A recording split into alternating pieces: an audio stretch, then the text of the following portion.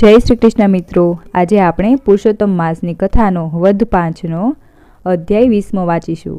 પુરુષોત્તમ વિધિ વિધાન અને ત્યાર પછી પુરુષોત્તમ માસની પાવન કથા દેડકા દેવની કથા વાંચીશું. તો અધ્યાય 20મો શરૂ કરીએ. સૂત પુરાણી બોલ્યા, હે મુનિશ્રેષ્ઠો, દ્રઢધન્વાએ વાલ્મીકી ઋષિ પાસેથી પોતાના પૂર્વજન્મનો વૃત્તાંત સાંભળી પ્રશ્ન કર્યો. હે ઋષિવર, મેં પૂર્વજન્મમાં તો વ્રત તપ કર્યું હતું, પણ આ જન્મમાં અત્યારે મને તે યાદ નથી. માટે મને પુરુષોત્તમ માસના વિધિ વિધાન કહો. વાલ્મીકી ઋષિએ દ્રઢધન્વાને જે કહેલ તે હું તમને કહું છું. પુરુષોત્તમ માસમાં સવારમાં વહેલા ઉઠી શૌચ સ્નાનથી પરવારી ઈશ્વરનું આરાધન કરવું. રવિવારે દાંતણનો નિષેધ હોવાથી માત્ર પવિત્ર જળથી 12 કોગળા કરવા. સમુદ્ર તીરે કે તીર્થમાં સ્નાન થાય તો ઉત્તમ છે. તેમ ન બની શકે તો નજીકમાં કોઈ પણ નદી, તેમ ન બની શકે તો નજીકમાં કોઈ તળાવ કે કૂવામાં સ્નાન કરવું. આ સ્નાન મધ્યમ મનાય છે, જ્યારે ઘેર સ્નાન કરવું તે સામાન્ય કોટીનું મનાયેલ છે. વ્રત કરનારે પવિત્ર વસ્ત્ર પહેરવા જોઈએ. શિખાબંધન કરી દર્ભની પવિત્રી પહેરીને આચમન કરવું. પછી ખભે ઉપવસ્ત્ર નાખી પૂર્વ અગર ઉત્તરાભિમુખ બેસી હાથ જોડી પ્રાર્થના કરી આચમન કર્યા પછી ગોપીચંદનનું ઊભું તિલક કરવું. કપાળમાં ગોપીચંદનનું કે ચરણામૃતનું ઉર્ધ્વપુંડ કરવું. તેની વચમાં ટપકું કરવું. પછી ઉર્ધ્વપુંડમાં લક્ષ્મી વિષ્ણુ રહે છે, જ્યારે ત્રિપુંડમાં શિવ પાર્વતી રહે છે. તે પછી પ્રાણાયામ કરી સંધ્યા કરવી. સૂર્ય ઉગ્યા પછી ગાયત્રીનો પાઠ કરવો. આટલી વિધિ કર્યા પછી પુરુષોત્તમ ભગવાનની પૂજાની શરૂઆત કરવી. બેસવાની જગ્યાએ ગાયના છાણની લીપણી કરવી. તેના ઉપર સોના, રૂપા, તાંબા કે માટીનો ઘડો મૂકવો.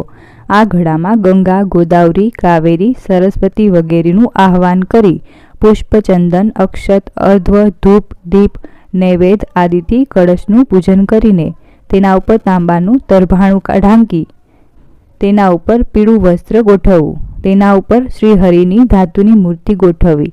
પછી ભક્તિભાવથી તેમની પૂજા કરવી. મનુષ્યના આયુષ્યનો કોઈ ભરોસો નથી. લક્ષ્મી ચંચળ છે. જુવાનીને ઓસરતા વાર નથી લાગતી. માયા બાધક છે. આ બધાને ચલાયમાન અને ક્ષણભંગુર સમજી ધર્મપાલન કરી પ્રભુનું ધ્યાન ધરવું જોઈએ. આ માસમાં થોડા ધનનું દાન કરવાથી ઘણું પુણ્ય મળે છે. આ માસમાં સ્નાન, ધ્યાન, દાન, જપ, પૂજન આદિ કરવા. બધા નદીઓમાં ગંગા ઉત્તમ છે. વૃક્ષોમાં કલ્પવૃક્ષ, રત્નોમાં ચિંતામણી, ગાયોમાં કામધેનુ, પુરુષોમાં રાજા, શાસ્ત્રોમાં વેદ, તેમજ વ્રતો કે પુણ્યમાં પુરુષોત્તમ માસ જેવો કોઈ ઉત્તમ નથી. બધા વ્રતોમાં પુરુષોત્તમ માસનું વ્રત સર્વોત્તમ ગણાય છે. શ્રી બૃહનારદીય પુરાણના પુરુષોત્તમ મહાત્મ્યનો પુરુષોત્તમ માસનો વિધિ વિધાન નામનો 20મો અધ્યાય સંપૂર્ણ થયો.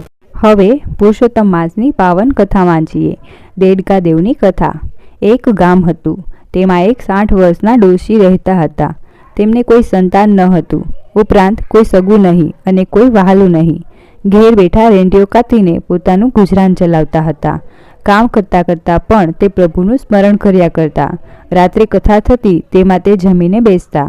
એવામાં પુરુષોત્તમ માસ આવ્યો. ડોશીએ પુરુષોત્તમ માસનું વ્રત કર્યું.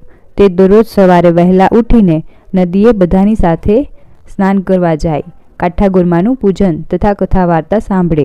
સમય હોય તો શિવાલયમાં દર્શન કરવા જાય. ત્યાં પાય પૈસો મૂકી અને ઘેર આવે. પછી પોતાનો રેંટિયો કાતવા બેસી જાય. સાંજ થતાં રસોઈ કરી એકટાણું કરે. થાકી જાય તેથી રાત્રે કથામાં ન જાય.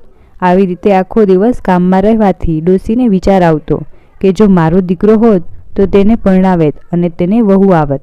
તે બધું ઘરનું કામકાજ કરત અને છોકરો કમાતો હોત તો મારે આ બધી કડાકૂટ કરવી ન પડત.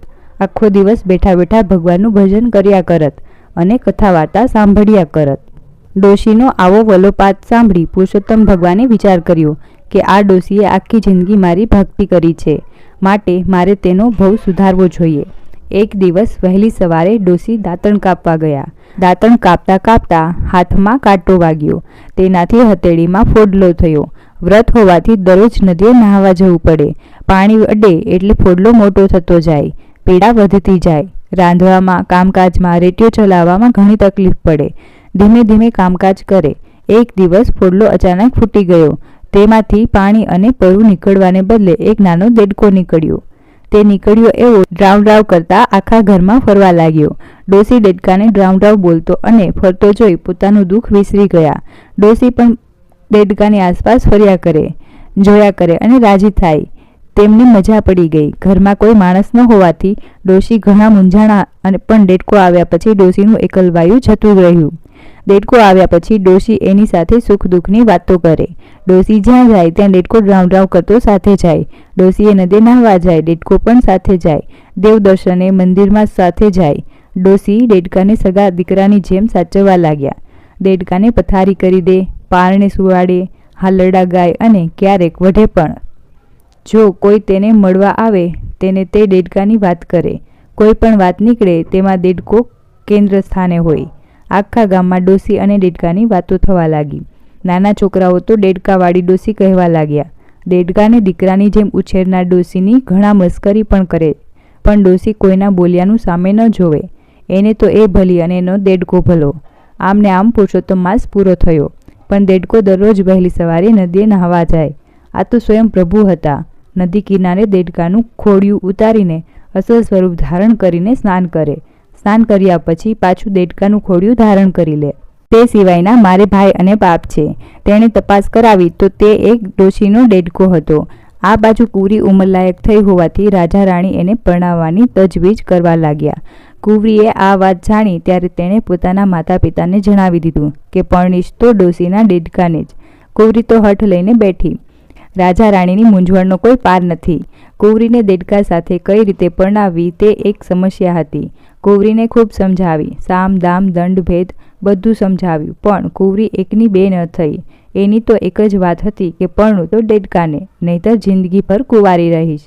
છેવટે રાજા રાણીએ ડોશીને મહેલે બોલાવીને વાત કરી. ડોશી તો ગભરાઈ ગઈ. તેને લાગ્યું કે રાજા રાણી મારી મશ્કરી કરે છે. તેણે હાથ જોડીને કહ્યું, રાજન, મારે દીકરો હોત તો અવશ્ય હા પાડત, કેમ કે દીકરો કમાત એટલે ઘરનું ગુજરાન ચાલત. પણ મારો દેડકો કુંવરીને પરણે તો કુંવરીનો નિભાવ મારે જ કરવો પડે. હું તો રેટીઓ કાંતીને માંડ પેટ ભરું છું. તેમાં સુખ સાહેબીમાં ઉછરેલું તમારી કુંવરીને હું શું ખવડાવું? ઉપરાંત દેડકા સાથે તે કુંવરીના લગ્ન થતા હશે. રાજા કહે, તમે તેની ચિંતા કરશો નહીં. તમારે હવે રેટીઓ કાંતવો નહીં પડે. કુંવરીની જીદ માન્યા વગર છૂટકો નથી. ડોશીએ હા પાડી અને ઘેર આવી. દેડકાને ખોડામાં બેસાડી કહેવા લાગી, દીકરા, તારા લગ્ન રાજાની કુંવરી સાથે થશે. આપણા ઘરે વહુ આવશે. ડોશીની આ વાત સાંભળી દેડકો કૂદાકૂદ કરવા લાગ્યો. ડોશી એમ સમજી કે લગ્નની વાત સાંભળી દેડકો હરખેલો થઈ ગયો. ધીમે ધીમે આ વાત આખા ગામમાં ફેલાઈ ગઈ. બધાય અચંબામાં પડી ગયા. આ તે કેવી જાતના લગ્ન? કોઈ કહે કે દેડકાના સ્વરૂપમાં કોઈ દેવ હશે, કોઈ કહે કે જાદુગરનો દેડકો હશે, કોઈ કહે કે શાપિત દેવતા હશે. રાજાની કુંવરી હઠ લઈને પરણે છે એટલે જરૂર તેમાં કંઈ ઊંડો ભેદ હશે. આમ લોકોએ ફાવે તેમ બોલે છે. બીજા દિવસે ડોશી દેડકાને લઈને મહેલે ગઈ. કુંવરીના લગ્ન દેડકા સાથે થઈ ગયા. ડોશી દેડકાને, વહુને અને મળેલ પહેરામણીને લઈને ઘેર આવ્યા. વર કન્યાને જોવા લોકોના ટોળે ટોળા ડોશીના ઘર આગળ એકઠા થવા લાગ્યા. રાજાએ સાથે મોકલેલ સિપાહીઓએ બધા લોકોને ત્યાંથી દૂર કર્યા. રાત પડી. ડોશી ઊંઘી ગઈ. કુંવરી જાગે છે. દેડકો તેને જોઈ રહ્યો છે. મધરાત થતાં કુંવરીએ બે હાથ જોડીને દેડકાને કહ્યું, હે નાથ, હું તમારા અસલી સ્વરૂપને જાણું છું. તમે કોઈ દેવ છો. મેં તમને નદીમાં સ્નાન કરતા જોયા છે, માટે હું તમને વિનંતી કરું છું, તમારું અસલી સ્વરૂપ બતાવો. દેડકા સ્વરૂપે સ્વયં પુરુષોત્તમ ભગવાન હતા. તેઓ બોલ્યા, હે કુંવરી, મારા અસલી સ્વરૂપને જાણવું હોય તો તારા પિતાને મહાયજ્ઞ કરાવવાનું કહે. તે 1001 ગાયોનું દાન કરે, બ્રહ્મભોજન કરાવે, અન્નદાન વસ્ત્રદાન દે, પછી હું મૂળ સ્વરૂપમાં આવીશ. કુંવરી તો સવાર પડતા જ મહેલે દોડી ગઈ. માતા પિતાને બધી વાત કરી એટલે તેમને આનંદ થયો. બીજા દિવસે રાજાએ મહાયજ્ઞ કર્યો અને કુંવરીની સૂચના મુજબ 1001 ગાયનું દાન કર્યું, બ્રહ્મભોજન કરાવ્યું ને અઢળક અન્નદાન વસ્ત્રદાન કર્યું. યજ્ઞની પૂર્ણાહુતિ પછી કુંવરીએ પ્રાર્થના કરતા દેડકામાંથી સ્વયં પુરુષોત્તમ ભગવાન પ્રગટ થયા. આકાશમાંથી દુદુંભીના નાદ સાથે પુષ્પવૃષ્ટિ થઈ. એવામાં વિમાન આવ્યું. તેમાં ડોશી અને કુંવરીને બેસાડી પુરુષોત્તમ ભગવાન તેઓને વૈકુંઠ લઈ ગયા. ડોશી કેરો દેડકો નદીએ નહાવા જાય, મંદિર જઈ દર્શન કરે એ પ્રભુ તણી કળાય. બોલો પુરુષોત્તમ ભગવાનની જય. જય પુરુષોત્તમ ભગવાન. મિત્રો, વિડીયો સારો લાગે તો અમારી ચેનલને લાઈક કરો, શેર કરો અને સબસ્ક્રાઈબ કરો અને નીચે કમેન્ટ કરીને જરૂર જણાવશો. જય શ્રી કૃષ્ણ.